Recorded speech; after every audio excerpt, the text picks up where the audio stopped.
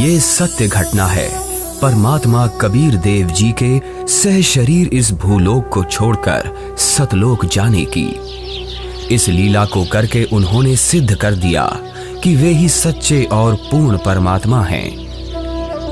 कबीर प्रभु की ये लीला हमें ये संदेश भी देती है कि परमेश्वर किसी धर्म या जाति के बंधन में नहीं बंधा, वो तो सबके लिए एक है। और अगर किसी ने सतभक्ति की है तो पृथ्वी के चाहे जिस भी कोने में शरीर छोड़े, वो अपने पुण्य कर्मों के प्रताप से उद्देशित लोक को ही प्राप्त होता है। ये बात उस समय की है जब ये कहा जाता था कि मगहर में मरने वाला नरक में जाता है और अगले जन्म में उसे गधे के रूप में जन्म लेना पड़ता है। इसके अलावा ये भी कहते हैं कि अगर किसी को मोक्ष चाहिए तो उसे काशी आना चाहिए और वहीं अपने प्राण त्यागने चाहिए, जिस कारण से मोक्ष अभिलाषी वृद्ध लोग अपना अंतिम समय अपने अपने पुरोहितों के घर काशी व्यतीत करने के लिए, निवास करने के लिए आने लगे तथा पुरोहितों को उनके खाने के रुपए तथा पुरोहितों की पूजा अलग से प्रति महीना देने लगे, जिस लालचवश काशी के पंडों ने वृद्धों को अपने अपने घर पेइंग गेस्ट के रूप में रखने लगे। एक एक पुरोहित के घर 10-10 वृद्ध हो गए। कोई रोगी तो कोई अन्य परेशानी से ग्रस्त होने लगे तो उन लालची पंडों ने मीटिंग करके षड्यंत्र के तहत वृद्धों को मारने के लिए गंगा दरिया के किनारे एक करोंत यानी आरा लगाया।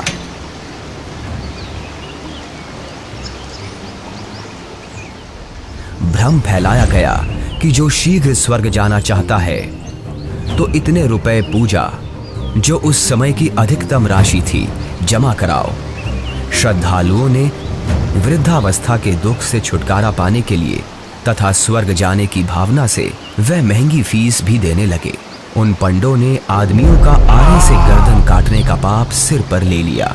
पंडों के षड्यंत्र पर विश्वास करके वृद्ध अपने बेटों से काशी में प्राण त्यागने के लिए आग्रह करने लगे। लेकिन पिताजी, अभी आपकी और माँ की आयु ही क्या है? अभी तो आपको अपने पोतों का ब्याह देखना है, उनकी संतानों को अपनी गोद में खिलाना है। देख बेटा, जिंदगी जीने का लालच तो कभी खत्म नहीं होता, और वैसे भी अपने जीवन में हमने अपनी सारी जिम्मेदारियों को पूरा कर लिया। अब जब भगवान के पास जाना ही है तो देर क्यों करना? हमें काशी में पवित्र करौंत लेने में स्वर्ग की प्राप्ति होगी। लेकिन पिताजी, काशी में लगे उस करौत के नीचे आकर मरना तो आत्मदाह हुआ ना? अगर उस आत्मदाह से ईश्वर मिलते हो तो क्यों ना आत्मदाह किया जाए? और वैसे भी यहाँ मगहर में मरने से तो हमें मोक्ष मिलेगा नहीं। अगर हम यहाँ मरे तो अगले जन्म में हमें गधे के रूप में जन्म लेना पड़ेगा। क्या तू चाहता है कि तेरे माता पिता का अगला जन्म गधे के रूप में हो? जितनी जल्दी हम काशी जाकर करौंत के नीचे मरेंगे उतनी जल्दी ही मोक्ष मिलेगा। लेकिन पिताजी। बस बेटा, तू हमारे साथ काशी चलकर वहां हमारी करौंत के नीचे आकर प्राण त्यागने की व्यवस्था कर दे। रामशंकर अपने माता पिताजी के साथ काशी के घाट पर पहुंचते हैं। वो उस घाट पर भी पहुंचे जहां करौंत लगा हुआ है। करौंत से थोड़ी दूर पर ही खड़े होकर वो सभी देखते हैं कि गंगा नदी के किनारे करौंत वाली जगह है। उसका हैंडल करौंत से थोड़ी दूर पर एक मंदिर के पास है जो गुप्त है। हे ब्राह्मण, मुझे भी मोक्ष को प्राप्त करना है। ये काशी है और यहाँ मरने वाला हर व्यक्ति मोक्ष के लिए ही आता है। लेकिन मैंने अपने जीवन में बहुत सारे पाप कर्म किए हैं। इससे कोई फर्क नहीं पड़ता है कि मरने वाला व्यक्ति पापात्मा है या पुण्यात्मा।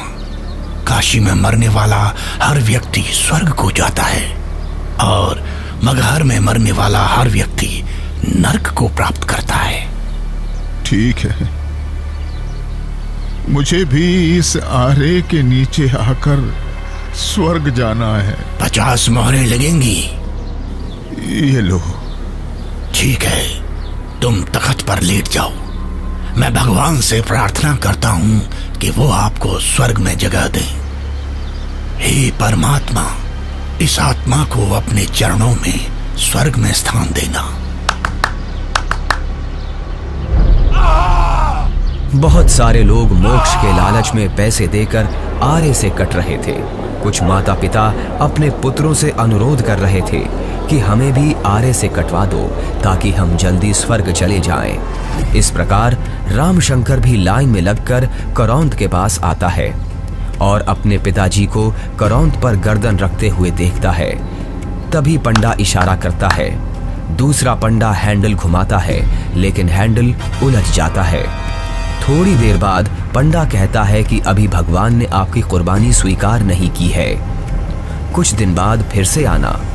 तभी हैंडल घुमाने वाला पंडा करौंद को ठीक करके इशारा करता है कि अब करौंद ठीक है, अगले का नंबर लगाओ। इस तरह फिर उनकी माता का नंबर आता है। उनकी गर्दन कट जाती है।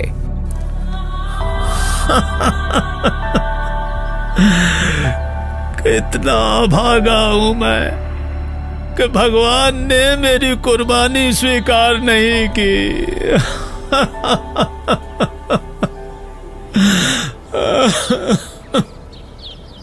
कबीर परमेश्वर जी इस भ्रम को दूर करना चाहते थे कि सच्चा भक्त किसी भी स्थान पर प्राण त्यागे वह उद्देशित लोक को प्राप्त होता है। सत्य कर्मों, पुण्य कर्मों को करने वाला व्यक्ति, सत्य साधना करने वाला व्यक्ति संसार के चाहे जिस कोने में भी शरीर छोड़े और चाहे जैसे छोड़े, वो अपने पुण्य कर्मों के प्रताप से ईश्वर के पास चला जाता है, नरक नहीं जाता। लेकिन दुष्कर्मों को करने वाला इंसान चाहे जहां भी मरे, चाहे काशी हो चाहे मगहर, उसे नरक की ही प्राप्ति होती है। सतलोक को प्राप्त करने के लिए पुण्य कर्म जरूरी हैं, ना कि काशी क्रोध के नीचे मरना। कबीर जी क्षमा कीजिए, लेकिन हम इस बात से सहमत नहीं हैं। ये पुण्य कर्मों को करने वाला व्यक्ति चाहे काशी में मरे या मगहर मरे, उसे स्वर्ग की ही प्राप्ति होगी।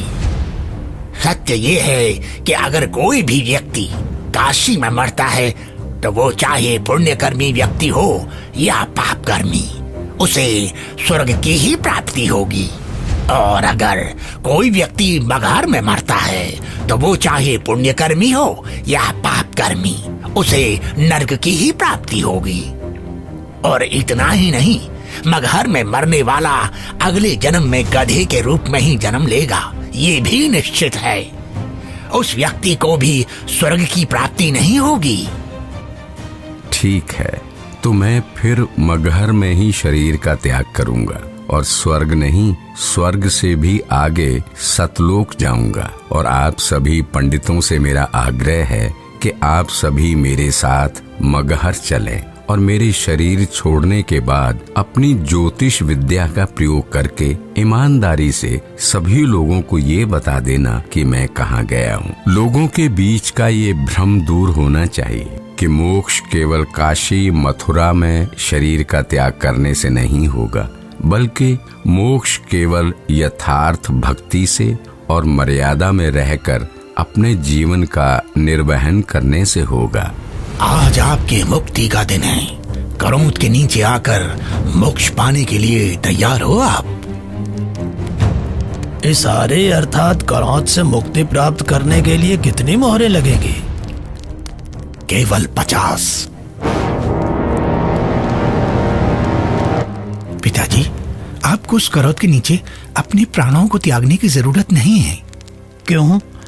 पर बेटा फिर मुझे मुक्ति कैसे प्राप्त होगी? पिताजी, मैं अभी एक बड़े महापुरुष कबीर देव जी के पास से ही आ रहा हूं। उन्होंने कहा है कि जो व्यक्ति पुण्य कर्म करता है वो सतलोक ही प्राप्त करता है। उसकी मृत्यु चाहे जहां हो।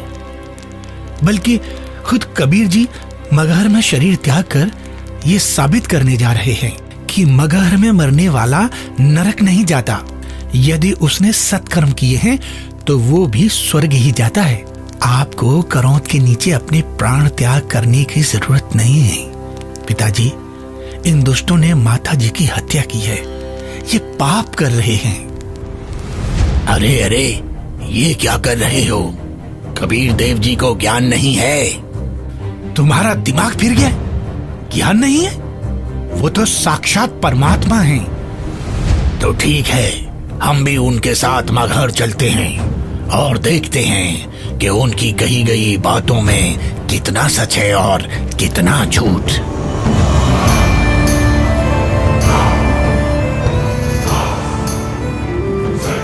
वीर देव सिंह बघेल जी की जय। महाराज, हमें ज्ञात हुआ है कि कबीर देव जी अपने शरीर का त्याग करने के लिए मगहर जा रहे हैं, लेकिन हमने सुना है कि मगहर में जो भी अपने शरीर का त्याग करता है उसे कभी स्वर्ग की प्राप्ति नहीं होती है। कबीर देव जी तो साक्षात परमेश्वर हैं और वो शरीर का त्याग चाहे जहां करें। ये मगहर में प्राणों को त्यागने की लीला वो इसलिए कर रहे हैं जिससे जनमानस को ये संदेश दिया जा सके कि आपको स्वर्ग की प्राप्ति होगी या नहीं, ये आपके पुण्य कर्मों पर निर्भर करता है, न कि मरण के स्थान पर। हमें कबीर देव जी के साथ जाना चाहिए। हाँ, हमें सिर्फ जाना ही नहीं है, अपितु कबीर देव जी के शरीर त्याग देने के बाद हमें उनके शरीर की रक्षा भी करनी है, जिससे उनका हिंदू धर्म विधि से अंतिम संस्कार किया जा सके। क्योंकि अगर हमने उनके शरीर की रक्षा नहीं की तो वो मुस्लिम उनके पार्थिव शरीर पर कब्जा करके उन्हें दफना देंगे। परमात्मा कबीर देव जी केवल हम हिंदुओं के भगवान हैं, उन मलेच्छ मुस्लिमों के नहीं। इसलिए हम आपको आदेश देते हैं, तुरंत ही सेना को हमारे साथ चलने को तैयार किया जाए। कबीर देव जी मगहर के लिए प्रस्थान करते हैं। वो नदी के किनारे से होकर गुजरते हैं, जंगल से गुजरते हैं। दिखता है कि उनके पीछे काफी सारे भक्त भी जा रहे हैं। कबीर प्रभु के साथ हिंदू और मुसलमान दोनों धर्मों को मानने वाले भक्त हैं। काशी के करौंत का समर्थन करने वाले पंडे हैं, विद्वान पंडित जिनके साथ सालिक राम भगवान की मूर्ति है, और बड़े बड़े टीका चंदन लगाने वाले पंडित जिनके साथ काफी सारी पुस्तकें हैं, वो भी कबीर प्रभु के साथ हैं। रामशंकर और उसके पिता भी कबीर प्रभु के साथ हैं। तभी उनके पीछे वीर देव सिंह की सेना भी आ जाती है। वीर देव सिंह कबीर देव जी को प्रणाम करते हैं। कबीर प्रभु के पीछे काफी सारे भक्त और सेना भी चल रही है। कबीर प्रभु चलते रहते हैं और जो भी कबीर प्रभु को जाते हुए देखता है उनके पीछे चल देता है।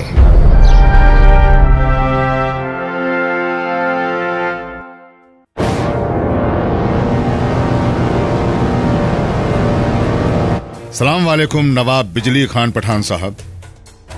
वालेकुम अस्सलाम। कहिए, क्या खबर है? जी नवाब साहब, हमें पता चला है कि खुदा के रूप हमारे पीर कबीर जी महाराज मगहर आ रहे हैं, और सुना है कि वो यहाँ अपनी रूह को अपने जिस्म से आजाद करके सतलोक को रवाना हो जाएंगे। क्या? फिर तो हमें इसी पल कबीर जी के पास पहुंचना होगा, और कबीर जी की रूह के इस दुनिया से जाने के बाद उनके जिस्म को अपने कब्जे में लेकर इस्लाम के रिवाजों से उनके शरीर को धरती में दफन करना चाहिए। और इस बात का भी ख्याल रखना चाहिए कि उनका जिस्म काफिर हिंदुओं के हाथ न लगे। जी नवाब साहब, ऐसा ही होना चाहिए। सेना को हमारे साथ कबीर जी के पास चलने के लिए फौरन तैयार किया जाए, लेकिन कबीर जी को इस बात की अभी भनक न लगे।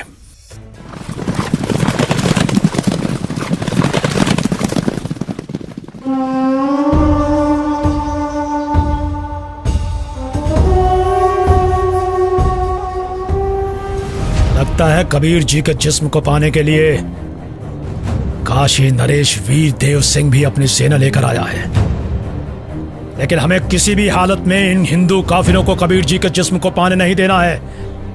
आपके आने का मकसद हमें पता चल गया।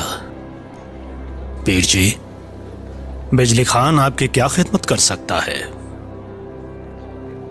मैं अपना शरीर त्याग करने से पहले स्नान करना चाहता हूँ। जी, हम अभी आपके नहाने के लिए साफ पानी की व्यवस्था करते हैं। नहीं, मैं किसी बहते पानी के दरिया में स्नान करूंगा। बिजली खान।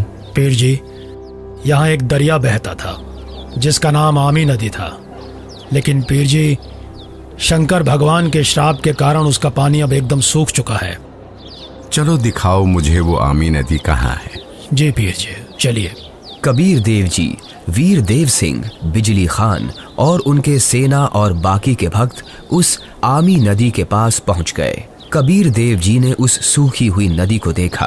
कबीर देव जी ने अपने हाथ जोड़कर प्रार्थना की और फिर अपने हाथों को हवा में ऐसे लहराया जैसे कि वो नदी को बहने का इशारा कर रहे हों। कबीर प्रभु के ऐसे इशारा करते ही थोड़ी दूर पर नदी की ही जगह पर एक जोर से धमाका हुआ और धरती के अंदर से पानी का सैलाब निकला। ये देखकर सभी लोग चौंक जाते हैं और सभी भक्ति भाव से भरकर कबीर प्रभु को देखते हैं और अपने हाथ जोड़ लेते हैं। पूरी नदी में पानी भर जाता है। सभी लोग खुश हो जाते हैं।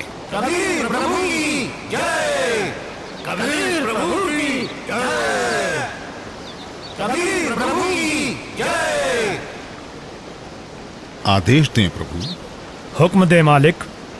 मुझे 2 सफेद चादरें चाहिए, एक बिछाऊंगा और एक ओढ़ूंगा। जो आज्ञा प्रभु। इसी क्षण 2 सफेद चादर यहाँ लाई जाएं। कोई और आदेश दें प्रभु। बिजली खान, तुम सेना किस लिए लाए हो? वीर देव, तुम किस लिए सेना लाए हो? प्रभु जी, हम आपके शरीर को इतना मलिच्छ मुसलमानों के हाथ नहीं लगने देंगे। इन्होंने अगर आपके शरीर को छू तक भी लिया तो इनमें से कोई भी जीवित नहीं बचेगा। हम आपका अंतिम संस्कार हिंदू रीति रिवाजों से करेंगे। तो हमने भी चूड़ियां नहीं पहन रखी हैं। हम भी अपने अल्लाह के स्वरूप पीर कबीर जी का जिस्म हिंदू काफिरों को नहीं देंगे और इस्लामी तरीके से पीर जी का शरीर को दफन करेंगे। और अगर ऐसा नहीं हुआ तो इसका अंजाम बहुत बुरा होगा। हम वीर देव की सेना से युद्ध करके आपका शरीर प्राप्त करेंगे, लेकिन अंतिम संस्कार हम मुस्लिम तरीके से ही करेंगे। मुझे नहीं पता था कि तुम सब मेरी शिक्षाओं को इतना ही समझ पाए हो। 120 साल हो गए मुझे तुम सब लोगों को समझाते हुए, फिर भी इतना ही समझ पाए हो। मुझे इतना ही जाना है तुम सब ने। आज भी तुम एक ना होकर हिंदू मुसलमान बनकर अलग अलग खड़े हो। मेरी चेतावनी है, अगर तुम लोगों ने आपस में झगड़ा किया तो ठीक नहीं होगा। तुम दोनों एक ही परमात्मा की संतान हो। तुम दोनों अलग अलग ना होकर एक ही हो। हम सबको एक साथ रहना है। मेरे सतलोक गमन के बाद इन चादरों में तुम्हें मेरा शरीर नहीं मिलेगा। एक चादर तुम हिंदू ले लेना और एक चादर तुम मुसलमान, और इन चादरों में जो भी चीज मिले उसे आपस में आधा आधा बांट लेना। आपस में लड़ाई नहीं करना, नहीं तो गृह युद्ध छिड़ जाएगा। मेरे जाने के बाद आपस में झगड़ना मत, ये मेरा आदेश भी है और विनती भी। कबीर प्रभु का शरीर मैं किसी को नहीं दूंगा। कबीर प्रभु के जिस्म को छोड़ने के बाद मैं इनके शरीर को अपने कब्जे में लेकर ही रहूंगा। अब मैं चलता हूं।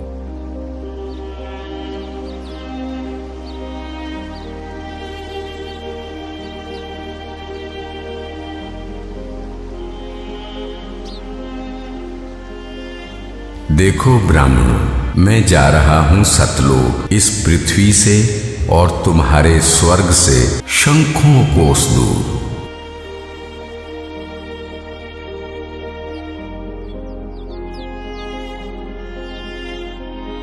उठा लो पर्दा, इसमें नहीं है मुर्दा, इस चादर को उठाओ। जैसे ही वीर देव और बिजली खान दौड़कर वो चादर उठाते हैं तो कबीर देव जी की जगह उनके ही वजन के बराबर शरीर के आकार के सुगंधित फूल, गुलाब, गेंदा, गुड़हल आदि रखे हुए हैं। ये देखकर सभी लोग चौंक जाते हैं। सभी लोग हाथ जोड़ लेते हैं। अब वीर देव की आंखों से आंसू निकलते हैं। बिजली खान की आंखें भी नम होती हैं। दोनों एक दूसरे को देखते हैं और आपस में एक दूसरे को गले लगाकर रोने लगते हैं।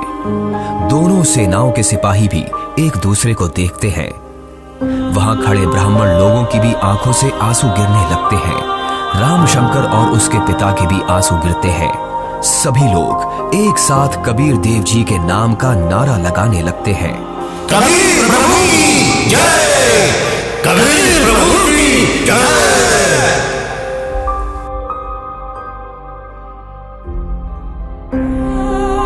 कबीर प्रभु, हमको माफ करना, हमने आपको पहचाना नहीं। आप तो खुद अल्लाह ही थे।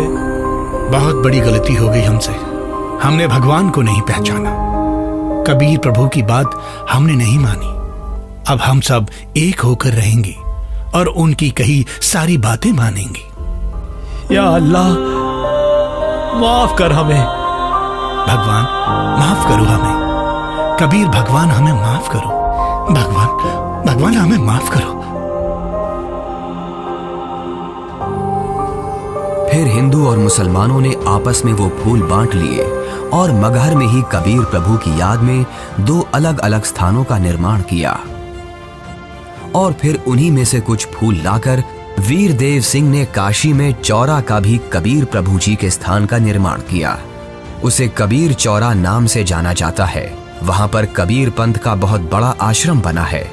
कबीर प्रभु जी ही सच्चे और पूर्ण परमात्मा हैं, जिन्होंने हम सबको रंग भेद, जाति धर्म भेद आदि के आधार पर ना बंटकर एकजुट रहना सिखाया।